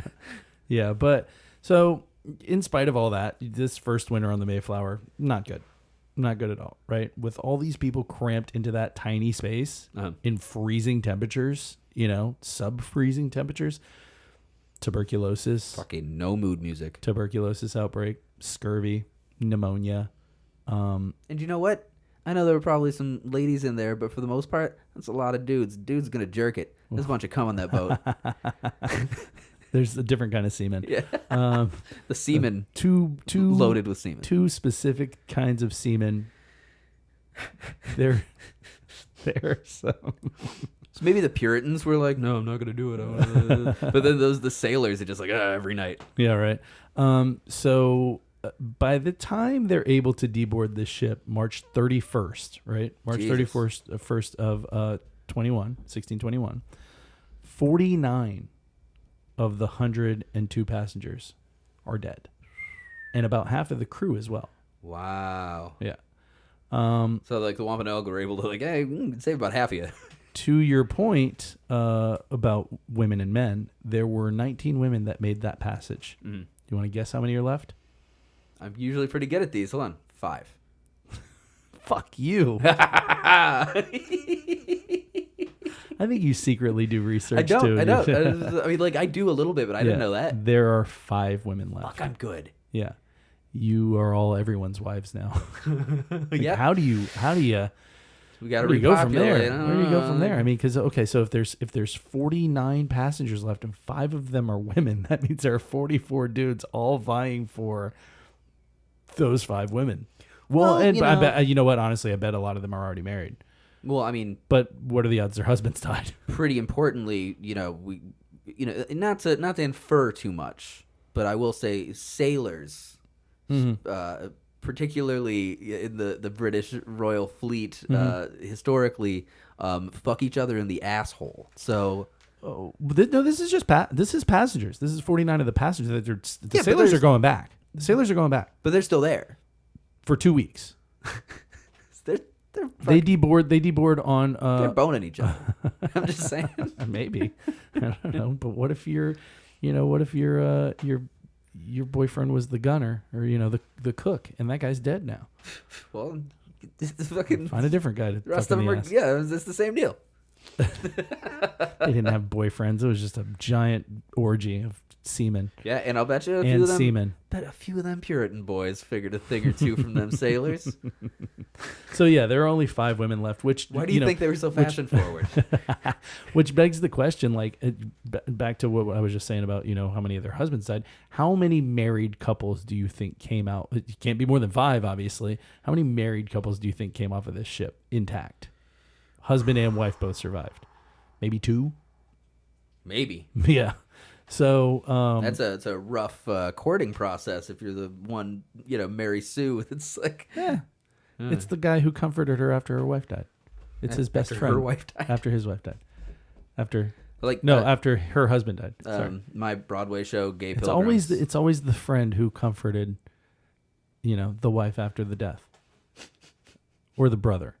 Her brother? Back then, his brother. Oh, back then it's like husband dies, the brother takes over. Like the same deal. Yeah, it's like you lose one, you got a backup. I mean, that's not even fucking false. Like there'd be brothers who had both were married, and one of them would die, and the other brother'd be like, I guess I'll take you. You're my wife and my kids. Come on over. Yeah.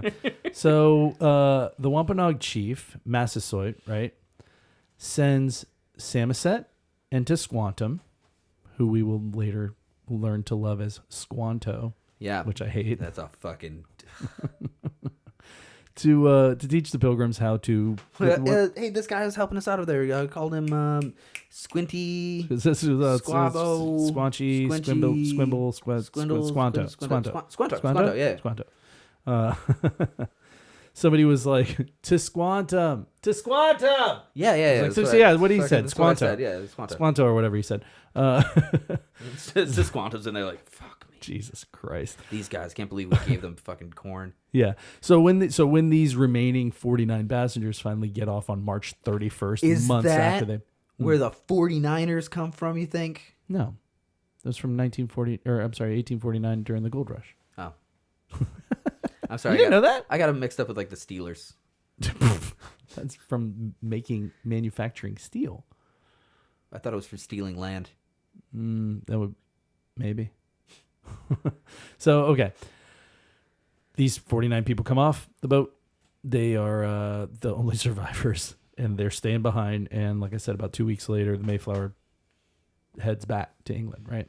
That must have been a rough watching that ship sail off. Like, oh boy. Half our friends just died. Hope the rest of us make it. If we don't, that's our last hope of salvation. Bye. Hope Squanto's got us, Jesus. Yeah. So Samoset and Tisquantum teach the Pilgrims how to, sort of plant and harvest corn, beans, squash. I played Squanto in the school play in first grade. Did you really? Yep. Funny. And last week you couldn't remember his name. Well, I'm sorry. Am I supposed to remember every role I ever play? Maybe. I don't know. Because I do. I was a great that guy in that play one time. Great. What the fuck was his name? I don't the know. father in Vincenzio. Arthur Taming and of the Shrew. Death of a Salesman. So Tisquantum also teaches them how to catch eels and gather shellfish. That's not a euphemism. No. Catching eels is not. Oh yeah. He did that with the sailors. Yeah. How to hunt local game. The whole shebang. He teaches them like here this is how we survive. The whole right? shebangs. Yeah, this is how we survive here. When you said Arthur, Death of a Salesman, I thought of Glengarry Glen Ross because that's another one about salesmen. And Al Pacino has a bit in there where he says, "We're all queer." That's what came into my head when he said Death of a Salesman. Wow.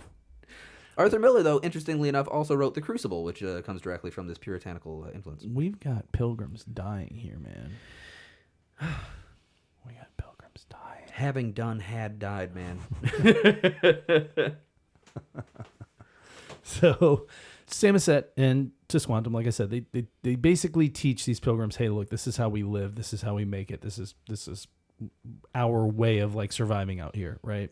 And they also continued sending food to the colonists while they were sort of getting their settlement established, right? So, because fine, you planted all those seeds, like you ain't gonna see shit out of it for a while, I teach you how to hunt, I can teach you how to fish, I can teach you how to this, whatever.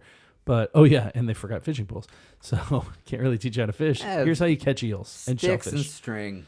So, there is a catch from the Wampanoag end, right? Because they have been decimated almost to the point of fucking extinction from the Great Dying, right? It's called the Great Dying. Yeah. And that puts them at a pretty big disadvantage against their rivals, the Narragansett, which you just mentioned. Singular, great. The one. The one. This is the one. Yeah. They actually survived for many, many years after that. But if somebody says like if somebody says the plague, the war, you're like, oh, right, that's a big one. Yeah. Yeah. So yeah, they're at a pretty big disadvantage against the Narragansett tribe, who is their sort of rivals in the area, right? And the Narragansetts were mostly unaffected during the Great Dying. They just weren't in that sort of that circumference or whatever where the bulk of the infections and the dying and all the shit happened, right? Mm-hmm.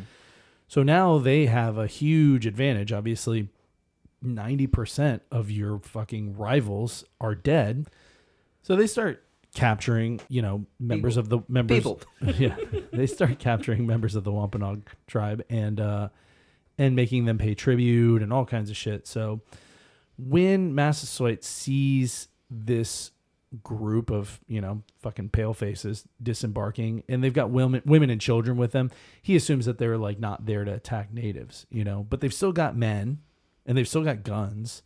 So, I guess why not make nice and establish like a protection alliance that helps the Pilgrims survive and helps the Wampanoag tribe not be wiped out by the Narragansett. I would like to think that also, it's what do they call it? Like slow zombie syndrome. They're like, yeah, and fucking they come on down and we need to get out of here. We push these pilgrims in front of them. Yeah, but I mean, also you're putting yourself kind of at risk because I don't know if they knew what the source of the Great Dying was, but I mean, they had to have seen it like a common denominator of none of this shit happened until these white people started coming Definitely along. an inkling. There's got to be. I mean, the fucking intelligent ass people. Yeah, whether they horticulture. I mean, I mean, they may have thought it was like some sort of curse or something, something sort of more mystical. But I mean, at any rate, they had to have put but, groups of one particular type of people start coming through, and the curse of the fucking puking myself to death. Like exactly. So I mean, I have to believe that they correlated it to these people showing up out of the fucking blue. Yeah, I mean, it's got to just be fucking.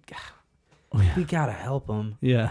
I guess, yeah. Like we can't just let them fucking die. But I mean, like I said, kids by the way, like I said, he saw women and children. He was like, okay, so this isn't like a group coming to like massacre us, but they've got dudes, and those dudes have guns, and like so. Maybe we help them out because they're clearly in a fucking bind right now. So maybe we help them out and then they can help us out. And they do ultimately sign a treaty that they both honor until Massasoit dies in 1661. So for 40 years strong, they had each other's backs. So that's why I say, like, as far as fuck shit that's happened in the past between, native tribes and colonists, this was a pretty like mutually beneficial arrangement, right? It was Samoset that made first contact, right? Yes, that's the first. Yeah. Samoset. So Massasoit sent Samoset. Samoset spoke a little bit of English, and did we cover that already? A little bit, and then like a week later, Tisquantum came, and he actually had been captured and brought to England and enslaved for some time before he made it back over here. You're fucking all right. Hold on a second. You didn't know that? So Tisquantum, right? This guy who's about to save these fuckers' lives has been enslaved by their people 2 separate times, and his entire culture has been decimated by their diseases. If I remember correctly, don't quote me on this, but if I remember correctly, he was captured and brought to England as part of like a ooh, look at these natives, look at these savages. Jesus. Thing. Managed to get back to America, was here for a little bit, was caught again, and brought back and sold into slavery, and was enslaved for some time, maybe in France. That's fucking crazy. And then managed to free himself or to be released or whatever, and made it back again. So the story of Squanto, who when I played him so immaculately in Miss Crystal's first grade class. Yeah. Did she give you the backstory so you could really get into the character? Yeah, Benjamin Franklin High School in Royal Oak, Michigan. Well, I think she said something like, he wouldn't actually be wearing a jacket like you are, but you could just put on this construction paper headdress. And I really felt that. I was like, oh, he'd be cold. So I'd like, reference that. You didn't really have the full understanding of the character though, so you really couldn't play him effectively. Fucking had been to Europe and enslaved there twice. That's crazy. So. Yeah, and now he's helping more of these people. That the 2 times that what a completely, or 2 of the times that he's had interactions with these people, he's been caught, shackled, taken fucking miles across the ocean to be put on display or put into servitude. I can only imagine when he's like. And he's like, let me show you how we do things here. Yeah, I got y'all. I can only imagine that when he's like helping these guys, it's got to be the most begrudging fucking battle with his like better nature. I would imagine when he got home every night and thought about it, there were probably he was probably adding some context. He comes home from earlier in his life because he was only back. When the Pilgrims landed. He had only been back for like a couple of years from his last stint in the Great Dying. Yeah. Well, he was part of that it's like Pawtuxet, the village that was there. Oh, yeah. I think it was Pawtuxet. He was part of that tribe. Yeah. So his tribe has been decimated. His tribe's gone. This is like fucking Kunta Kinte from Amistad. Oh my God. Fucking going back to Africa being like, oh, I guess all my people are gone. Then coming back to the U.S. and helping people. Like fucking Jesus Christ. Fucking bananas. But like Samoset, I was interested in because he was the first person. There's actually a really brilliant. He was part of a different tribe too. Yeah. But he was the first person to actually make contact. We never fucking hear about him. But there's this great memorial of Samoset, located in the coastal town of Rockport, just south of Camden, dating back to 1889. The Samoset Resort is where legacy and luxury meet. From the moment you arrive, you'll enjoy warm, intuitive service along with elegant accommodations, oceanside dining, an 18-hole championship golf course, and endless activities. Don't forget the infinity pool. Just like Samoset would have wanted. Yeah, he man, always he talked just- about it. He He al- always talked about it before he died. You know, I mean, what a better way to to commemorate, memorialize. Oh my God! these selfless, brave, kind men. Jesus. Than building a luxury golf resort and fucking forgetting the other one's name. That's the American way, right there. Fuck me. Jesus Christ. So I was having fun. Now I'm depressed. Yeah, right. Like fuck. So anyway, like I said, they signed this treaty. They both honor it for 40 years before Massasoit dies. His son takes over, and he has a little bit more hardline ways of dealing with the colony, which at this point is sort of a larger Puritan colony. Now they're being a pain in the ass. Well, now they're sort of being a little bit more, shitty to each other. Can we get some more corn? No, it wasn't even that. I was like, hey, get the fuck back over there. I'm going to shoot you. It's sort of that's Yeah, 40 years will do that. So anyway, before long, our little pilgrims are chugging along, and they end up having like a killer harvest. End of the summer, 1621, and they decide to have a 3-day harvest festival, right? And they invite their new native homies.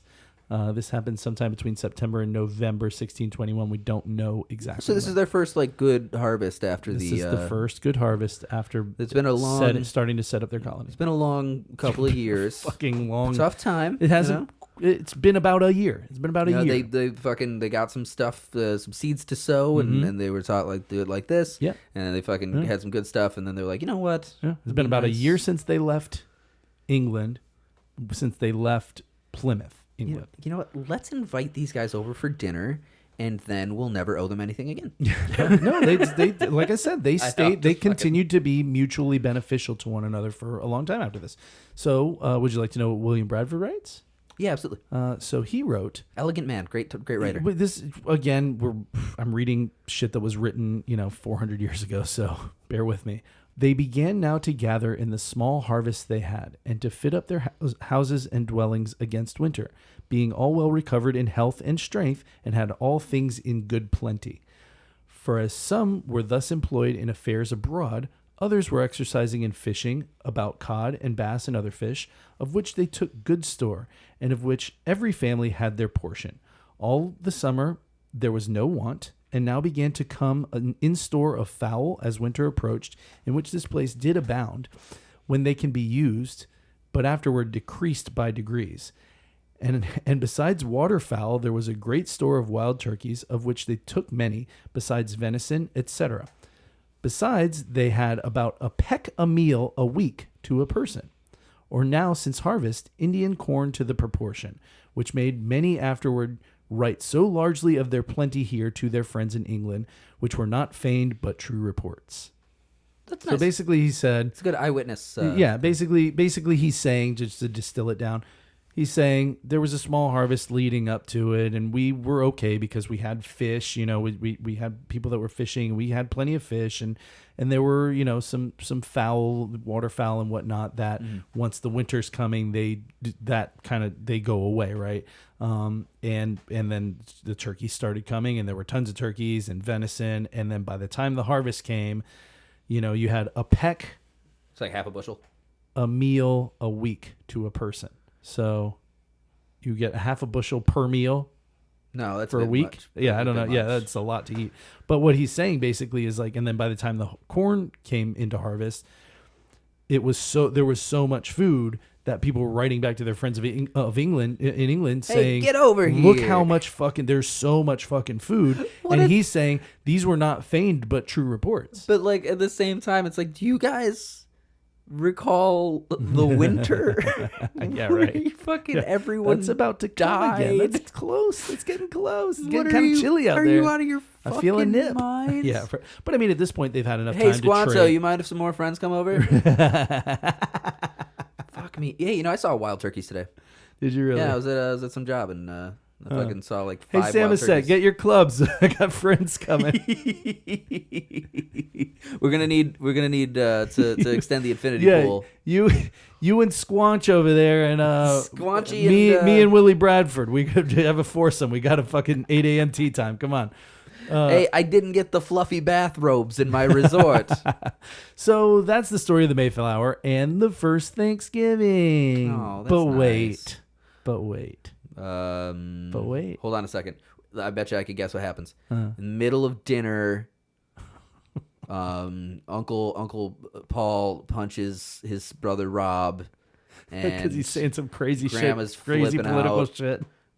Fucking somebody accidentally used Uncle fucking Rob went on a political rant and used the N-word. somebody used salt instead of sugar for the cranberry sauce, God. and Grandma's fucking losing it. Yeah. No, that's not exactly what happened. We would not really be doing our jobs correctly if we didn't ruin something on this, right? Or everything. Ruin everything podcast. Ruin Everything We should with call Patrick it Ruin Wall. Everything podcast with Patrick Wall and Riley Bowen. Fuck, rebrand it. So did you know that in September of 1565, St. Augustine is fabled to have shared a meal with the local natives during its founding in September? Yes, I did actually know that. And if that's too close to home, Jamestown had a Thanksgiving celebration in 1610, Yeah. 11 years earlier. Also, on December 4th, 1619, 38 English settlers celebrated they called it a Thanksgiving, immediately upon landing at Berkeley Hundred, a colony in Virginia. So, Well, I was thinking first about, Thanksgiving? I was thinking about this earlier. You know, one of the things, because we're not professional historians. You know, we're not fucking history professors. Yeah. I guess we are technically professional comedians because we got a Patreon subscriber. We've got Patreon people now. I made an income doing it, so that is pretty, by definition, I think that means we are professional comedians. Sure. But I was thinking about it. You know that thing, like the string theory concept, that if you perceive energy, it changes, like it acts differently if you're looking at it. Mm-hmm. Like electrons and shit will fucking do different stuff if they're being perceived by somebody. I did not know that. Yeah, it's one of the That sounds fake. it's the the tiniest level of subatomic particle science. What's that called? I don't know. You know, fucking I do know. But quantum physics. So okay. in quantum physics, the tiniest level that we can perceive, like particles of light and stuff, will act differently if we're looking at it. Right. And you put me on the spot there. I've got my history brain is inserted. My science brain is in my other pants. Just like essentially energy will do shit that you can see, and if you turn off the lights, it'll do different shit. Right. You know, Okay. Or look away even. Just fucking, if your brain's not looking at it, it'll do different shit. It's weird. Is this real? Yeah, it's real. Look it up. It sounds like wizardry. It is. I mean, all of this is wizardry. we're talking on lightning. What was the quote about new technologies being indiscernible from magic? It's the same shit. Yeah. Who is that? Who is that? Who said that? Brian. No. That's a famous quote. I don't know. It's the same deal. I look at new technologies. I look at the magic polished black stone that tells me the past, the present, and the future, and all questions and titties, and It just gets all this information from the air. But Where's the information coming from? I think about that, like, and particle physics and stuff. There's that. Your perception alters the results of an experiment. Okay. I think of history the same way.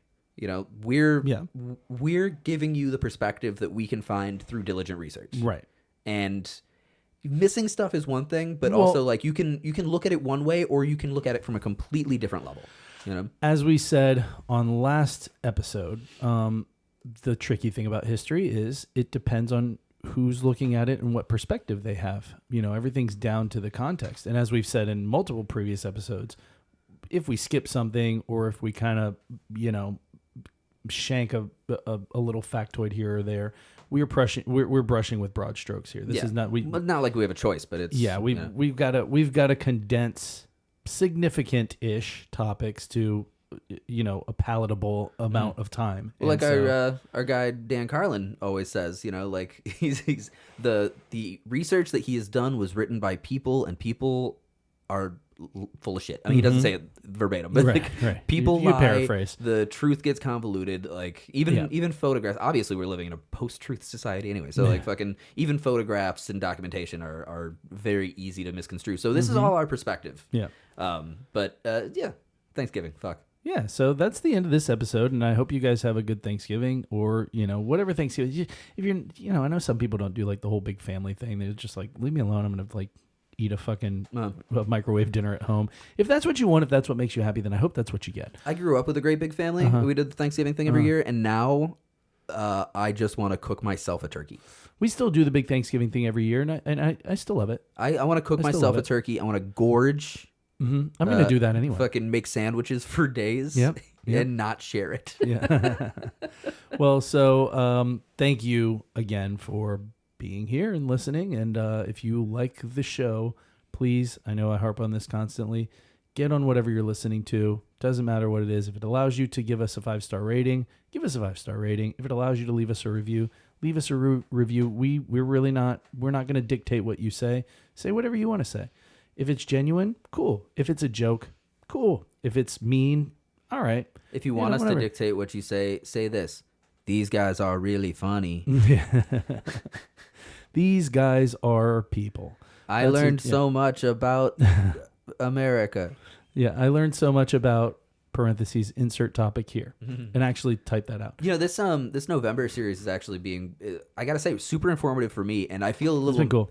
I feel a little embarrassed because I'm such a history buff in general, and like I really love weird details in history. And like growing up, I spent half of my life at like an American History Museum, the Henry Ford Museum in Dearborn, Michigan, because my mom worked there, and like I'm learning so fucking much with this deep dive. For sure. Like doing now Mayflower and Western Expansion. Next week will be our final part 3 of our Westward Expansion. And then series. we're never going to talk about America again.